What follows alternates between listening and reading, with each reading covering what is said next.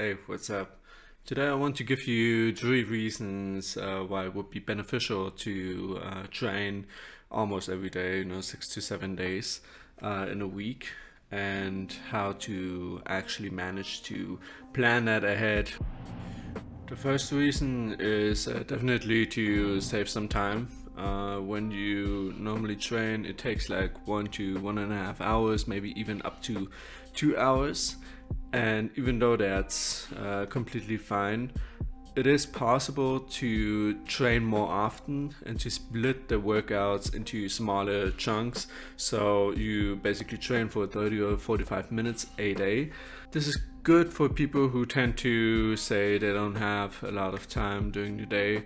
The workout doesn't have to be too long, but at one point you won't be able to see as much progress. And this is actually the second benefit, is seeing progress you make in the gym come way faster. The way the body actually strengthens your muscles is not only by increasing size or strength in itself.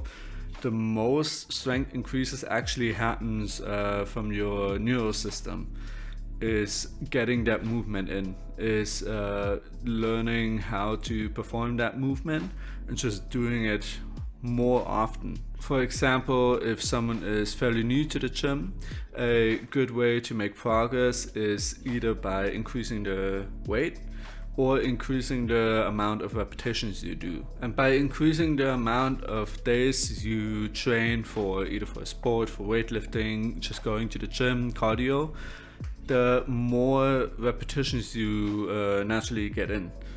You don't have to bump up the sets for one day extremely high, but you can split basically specific intensities, like for one going for speed and the other one going really heavy. You still have that benefit of training both sides and not exhausting yourself from that one day. You can really focus on what you want to accomplish that day. And I actually noticed that is a very common thing. When you know you have 5 sets ahead after doing the first one, you tend to slack or do less reps, or just see yourself not being able to perform the lift because subconsciously you are saving energy and trying to get as many sets as possible. If, for example, with the 6 sets, if you split that up to 2 days, then you have 3 sets, and then it seems less daunting to actually perform those. And you can focus on good form, good technique, but also going to your limits within those 3 sets. And the third benefit is creating that balance between physical and mental exertion throughout the day. Of course, if you work 8 hours a day, then this will be taken care of. But there are a lot of professions where you tend to sit a lot, where you don't move at all, and get tired very, very fast, and then you don't move at home. Planning in every day to work out, to train for each day gives you that sense of commitment. As I said at the first point, you won't be just spending a lot of time training on its own. You will have the ability to take less time for each day, but training every day gives you that outlet of whatever happens during the day, because you sometimes tend to go out more, walk more, and then there are other days where you just don't want to move at all. And just having at least something every day. And this also releases a lot of stress, is when you train and work out, because physical activity releases endorphins into your body. That is basically the lightening up your mood and reducing stress and anxiety and just feeling great on its own. Basically a sense of well-being. I heard that from Terry Crews. It's like treating the gym like a spa. Also applies to everything. Is just going there. Basically, when you go to the gym, pack your bags, go to the gym. Even though you don't feel like working out, You don't have to work out. You can just go there every day and just sit there, read something, be on your phone. And this gives you the routine of just going there.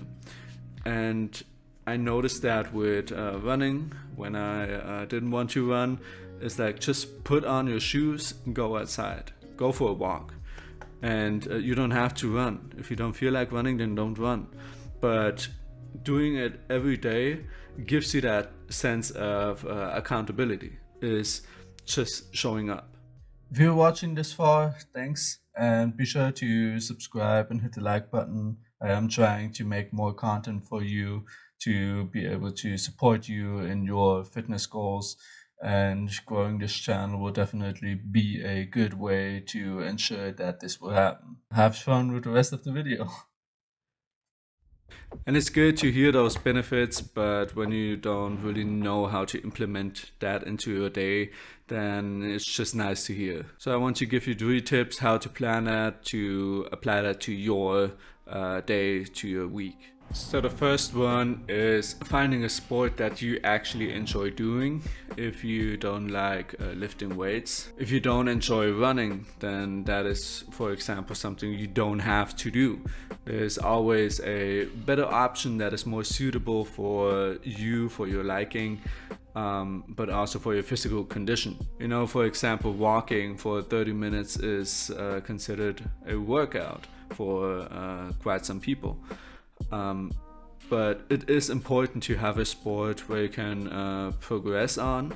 For example, for walking, the next step would be either to walk faster and running, or you just take a backpack or a weight vest, for example, where you can just put on weights, and then that walk, those 30 minutes will get more intense, and then you see yourself becoming stronger, becoming fitter. It is completely up to you, and the good thing is having a sport that you actually enjoy, that you will do more often, and ultimately doing it every day.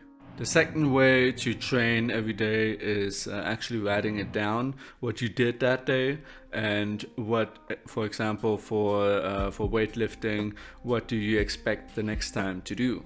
Do you want to improve on speed? Do you want to improve on the weight, on the repetitions? And this is fairly similar to basically planning it ahead into your day, because then you have a rough estimate how long the workout will take. If you are fairly new to working out, for example for cardio, how long will it take to run 5 kilometers?